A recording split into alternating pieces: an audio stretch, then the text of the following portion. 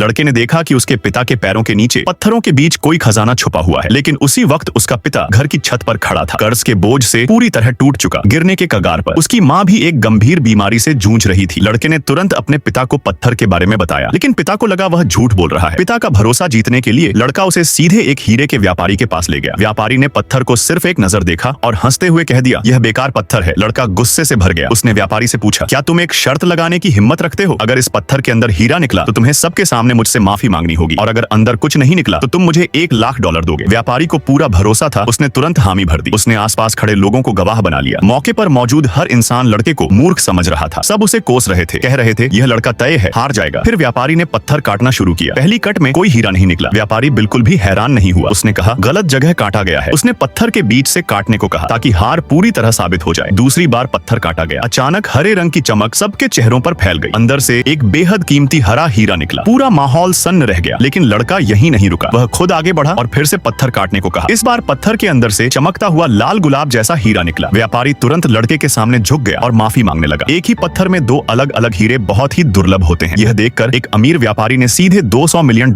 की पेशकश कर दी। लड़के ने सौदा मान लिया। उस पैसों से उसकी माँ का ऑपरेशन कराया गया, लेकिन तभी उन्होंने देखा एक डॉक्टर उसकी माँ को अस्पताल से बाहर निकाल रहा है। कह रहा है कि पैसे पूरे नहीं दिए गए। पिता वहां पहुंचे और गुस्से में पैसों की गड्डी डॉक्टर के मुंह पर फेंक दी। वे दोबारा अस्पताल लौटे। तभी लड़के को पता चला उसकी माँ को कोई गंभीर बीमारी नहीं थी, सिर्फ साधारण न्यूमोनिया था। लड़का आग बबूला हो गया और सीधे डॉक्टर के पास पहुंचा। जांच होते ही सच सामने आ गया। डॉक्टर ने पैसे कमाने के लिए मेडिकल रिपोर्ट बदल दी थी। पर्दाफाश होते ही डॉक्टर घुटनों पर गिरकर माफी मांगने लगी, लेकिन किसी ने उसे माफ नहीं किया। इसी बीच पत्थर खरीदने वाले अमीर टायकून ने लड़के को एक एंटीक मार्केट में बुलाया। लड़के को समझ आ गया यह एक नया मौका है। इस बार वह अपने परिवार को हमेशा के लिए अमीर बनाने वाला था।